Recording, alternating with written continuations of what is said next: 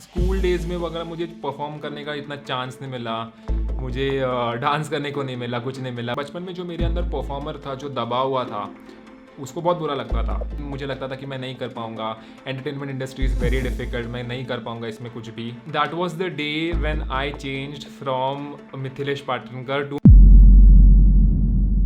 तो हेलो दोस्तों, कैसे आप सब लोग। आज के इस वीडियो में मैं तुम लोग को देने वाला हूँ थोड़ा सा मोटिवेशन।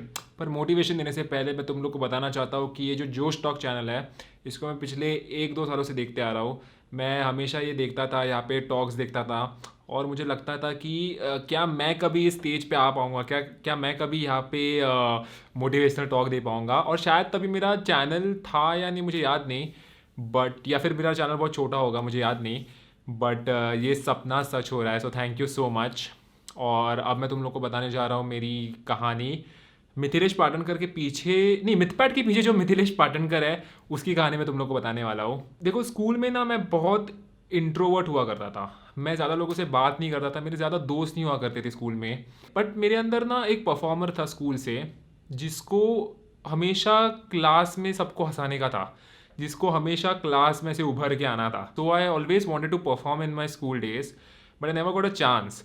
हमेशा स्कूल, मेरी हाइट वैसे तुम लोग को मालूम होगी 6'4" है, तो हमेशा मुझे डांस में पीछे रखते थे। तो स्कूल में दही अंडी का फेस्टिवल हुआ करता था, तो मुझे हमेशा टॉप पे रहना था, लेकिन मैं हमेशा बॉटम पे होता था। तो मेरे अंदर का जो परफॉर्मर था, आई फील वो थोड़ा सा दबा हुआ था, उसको कभी बाहर आने का चांस नहीं मिला स्कूल डेज में। और ये कंटिन्यू होता गया मेरे कॉलेज डेज तक, लाइक जूनियर कॉलेज डेज तक, 11-12 स्टैंडर्ड तक ऐसे ही था कि मुझे हमेशा से परफॉर्म करना था, बट कभी मुझे चांस नहीं मिला। बट 11 स्टैंडर्ड में ना मैंने एक वीडियो देखा था यूट्यूब पे, मिमिक्री का वीडियो था, शाहरुख खान की मिमिक्री का वीडियो था। And that's the first time मैंने मिमिक्री ट्राई की थी ज़िंदगी में। एंड आई रिमेंबर मैंने बहुत बुरा किया था। मैंने खुद को रिकॉर्ड किया था, फिर मैंने वो रिकॉर्डिंग देखा और मुझे समझा कि नहीं, मैं मिमिक्री नहीं कर सकता। लेकिन फिर भी मैंने हार नहीं मानी। मैं मिमिक्री करता गया। मैं ऑलमोस्ट 2-3 महीने तक दिन भर बस शाहरुख खान का आवाज़ सुनता था। मैं बाकी एक्टर्स का आवाज़ सुनता था, रास्ते पे चलते वक्त, क्लासेस को जाते वक्त, कॉलेज को जाते वक्त मैं बस शाहरुख खान, अमरीश पुरी, अमिताभ, इन सब का आवाज़ सुनता था। एंड स्लोली स्लोली ना ये चीज़ें परफेक्ट होती चली गई। लाइक अभी अगर मैं शाहरुख का आवाज़ निकालूँ तो वो एकदम परफेक्ट होता है।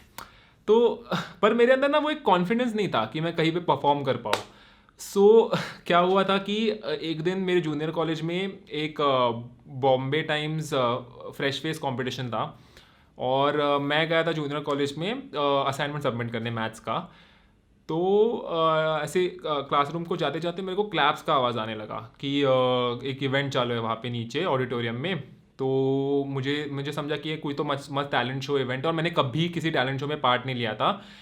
बट मेरे अंदर के परफॉर्मर को ऐसा करना था कि अभी मुझे आता है शाहरुख का आवाज़, तो मैं शायद परफॉर्म कर पाऊँगा, I don't know, I was not sure. But मेरा एक फ्रेंड था, मैंने मेरे फ्रेंड से पूछा कि क्या मैं शाहरुख का आवाज़ निकालूँ। तो उसने कहा कि यू डू रियली वेल, तो तू जाके शाहरुख का आवाज़ निकाल। तो मेरे दोस्त ने मुझे कहा कि तू जाके परफॉर्म कर, उसने मुझे बहुत फोर्स किया। फिर मैं फाइनली गया ऑडिटोरियम में। वहाँ पे बहुत सारे लोग बैठे थे, इतने सारे लोग, कुछ लोग परफॉर्म कर रहे थे और मैं जाके पीछे बैठ गया। फिर मेरा टाइम आ गया, मेरा नाम लिया स्टेज पे। तो मैं गया स्टेज पे, मैं ऐसे पुराने ट्रैक पैंट में था, पुराना टी शर्ट पहन के गया था। मैं ऐसे ही जाता था कॉलेज को, चप्पल में, ट्रैक पैंट में, टी शर्ट में। तो मैं ऐसे गया स्टेज पे, बहुत सारे लोग मुझे देख रहे थे, मैं थोड़ा सा शिवर कर रहा था। और फिर होस्ट ने कहा कि शाहरुख खान का आवाज़ निकाल। और फिर मैं ऐसे आवाज़ में, हे नैना, काश मैं तुम्हें बता सकता मैं तुमसे ऐसे मैं थर थर करके आवाज़ निकाल रहा था शाहरुख खान का। बट आई डोंट नो क्या हुआ, and full audience went crazy. Like सब लोग इतना ताली बजा रहे थे, और ऐसी ताली मेरे को ज़िंदगी में कभी आई नहीं थी। सो ये तालियां सुन के मेरे को इतना बड़ा कॉन्फिडेंस बूस्ट मिला था ना उस टाइम को। लाइक मेरी जो स्माइल थी उस टाइम, इतने सारे लोग मेरे लिए तालियां बजा रहे हैं, एंड पूरा ऐसा वो ऐसे ऐसे करके मैं बात कर रहा था और फुल कॉन्फिडेंस में आ गया। फिर उसने अगले एक्टर का नाम लिया, ऋतिक रोशन का नाम लिया, सब एक्टर्स के नाम लेने लगे, और मुझे 1 मिनट की जगह 2 मिनट परफॉर्म करने को दिया। एंड ओवरऑल जितने इतने क्लैप्स सुन के मेरे अंदर का बहुत कॉन्फिडेंस बढ़ गया था उस दिन। I feel that was the day when I changed from Mithilesh Patankar to Mithpat, क्योंकि वो जो कॉन्फिडेंस बूस्ट था ना, वो बहुत इंपॉर्टेंट था मेरे लिए। मैंने मेरे कॉलेज में बहुत सारे इवेंट्स जीते एंड इस टाइम भी मेरा चैनल मैंने बनाया नहीं था, Mithpat didn't exist at that time. तो क्या हुआ, इंजीनियरिंग के लास्ट ईयर में मैं बस लेक्चर में बैठा था एंड मुझे कोडिंग पसंद थी। ऐसा नहीं था कि मुझे बस मिमिक्री पसंद थी, मुझे कोडिंग बहुत पसंद थी। मैं सुबह 7-7 बजे तक कोडिंग करता था। बट फोर्थ ईयर में ना मुझे ऐसे लगने लगा था कि यार मैं मिमिक्री में कुछ करियर नहीं कर सकता। मुझे करना था डबिंग में करियर, लेकिन मुझे लगता था कि मैं नहीं कर पाऊँगा। Entertainment industry is very difficult, मैं नहीं कर पाऊँगा इसमें कुछ भी।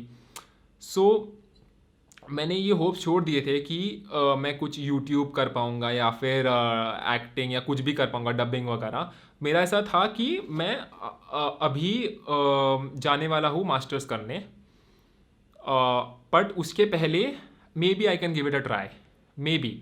तो मैंने क्या किया, फोर्थ ईयर में मैं लेक्चर में बैठा था एंड मैंने रैंडमली यूट्यूब खोला, मेरा चैनल बना दिया। चैनल का नाम मिथपैट रख दिया क्योंकि मेरे दोस्त मुझे उस टाइम मिथपैट बुलाते थे। तो मेरे को लगा बहुत कूल नेम है। मैंने लेक्चर के बीच में मिथपैट करके चैनल बना दिया, मेरे पार्टनर को फर्स्ट सब्सक्राइबर बना दिया।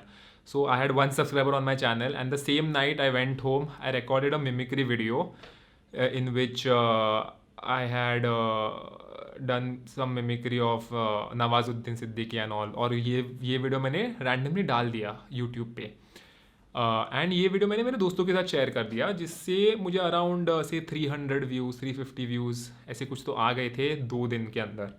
एंड मेरे सब्सक्राइबर्स कुछ 60 सब्सक्राइबर्स हो गए थे उस टाइम, और मेरे लिए बहुत था ये। तो ये 60 सब्सक्राइबर्स हो गए तो मेरा ऐसा था कि ओके 60 सब्सक्राइबर्स हो गए, I think I will be able to do 1000 subscribers, I think I will be able to do 1 lakh subscribers. ऐसे मेरे गोल स्लोली स्लोली बढ़ता चला गया। So when I had 60 subscribers और 60 सब्सक्राइबर्स, तभी मैंने सोचा कि मैं शायद गेमिंग कंटेंट बना सकता हूँ। कि गेमिंग में तो मैं बहुत सारी चीज़ें कर सकता हूँ। Gaming is like a canvas, तुम लोग उसमें कुछ भी कर सकते हो। तो मैंने क्या किया कि मैंने गेम्स लिए, उसमें फ़नी कमेंट्री ऐड कर दी, मुझे एडिटिंग आती थी तो मैंने एडिटिंग ऐड कर दी।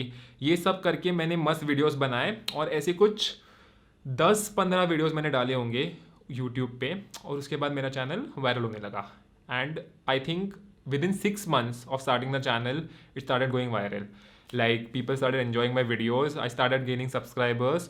Like 6 months में मेरे कुछ 1000 सब्सक्राइबर्स थे, फिर इमीडिएटली 10 दिन के बाद 5000 सब्सक्राइबर्स हो गए, फिर आई थिंक 2 महीने के बाद उसके 1 लाख सब्सक्राइबर्स हो गए, उसके 6 महीने के बाद 1 मिलियन सब्सक्राइबर्स हो गए। And the main reason for this was that I always loved doing this. I loved entertaining people. I loved doing mimicry. I loved gaming also. जो एडिटिंग होती थी वो मैं 9th स्टैंडर्ड 10th स्टैंडर्ड में खुद से करता था। लाइक मुझे सुपरमैन जैसे उड़ना था 9th स्टैंडर्ड में, मुझे 10th स्टैंडर्ड में स्पाइडरमैन जैसे जालियाँ निकालनी थी हाथ से। तो मैंने ये सब एडिटिंग 9th-10th स्टैंडर्ड में सीख गया था। तो जब यूट्यूब का टाइम आया, मेरे लिए एडिटिंग बहुत ईजी था ये सब कुछ करना। व्हाट आई फील इज़ कि स्कूल डेज़ में वगैरह मुझे परफॉर्म करने का इतना चांस नहीं मिला, मुझे डांस करने को नहीं मिला, कुछ नहीं मिला। बट राइट नाउ मैं कोई भी वीडियो में नाचने लगता हूँ, मैं कितना भी परफॉर्म कर सकता हूँ मिमिक्री, एंड मुझे बहुत सारे व्यूज़ आते हैं। लाइक मुझे याद है जब मैं 11th स्टैंडर्ड में था और मैं मिमिक्री बहुत करता था, 11th-12th इंजीनियरिंग डेज में मैं बहुत मिमिक्री करता था। मेरे ऐसे मन में चलता था कि यार मुझे यूट्यूब पे एक ऐसा वीडियो चाहिए मेरा खुद का जिस पे बहुत मिलियंस ऑफ व्यूज़ हो, मिमिक्री का वीडियो। एंड ऐसा कभी हुआ नहीं था। जब मैं अभी सोचता हूँ कि तभी मुझे यही सब चाहिए था, मुझे इतने व्यूज़ चाहिए थे उन वीडियोस पे, मेरे mimicry. I wanted people to see my mimicry, I wanted people to appreciate my work.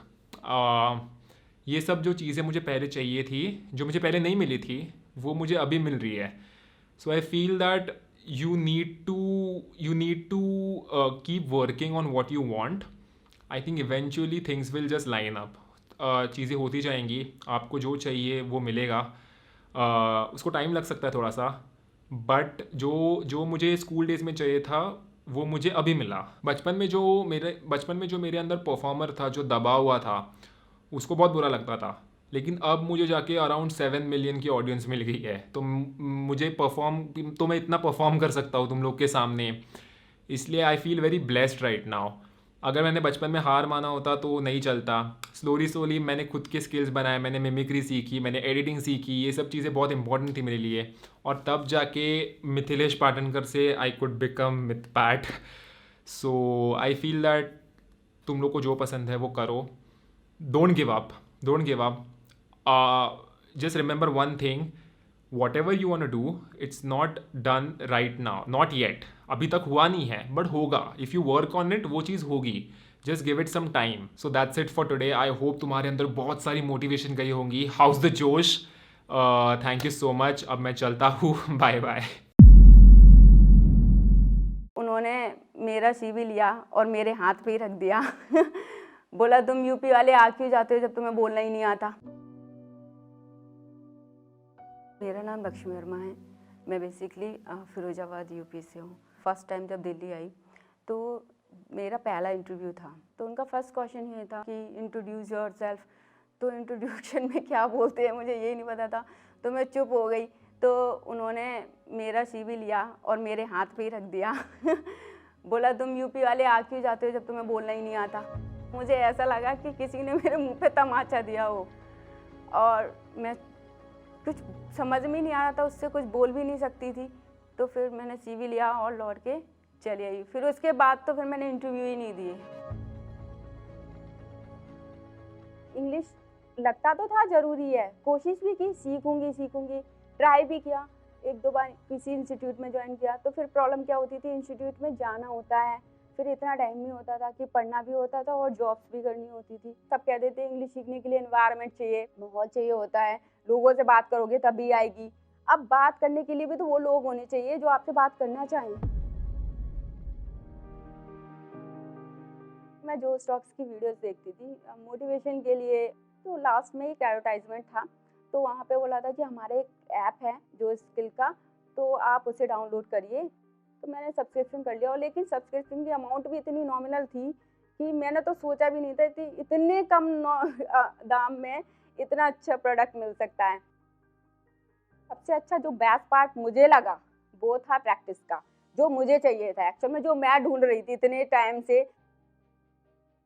तो अब ऐसा है कि मैं इतना एबल हूँ कि हाँ ठीक है, मैं बात कर सकती हूँ, इंटरव्यूज फेस कर सकती हूँ. Now I am not scared of speaking English. Thank you जोश.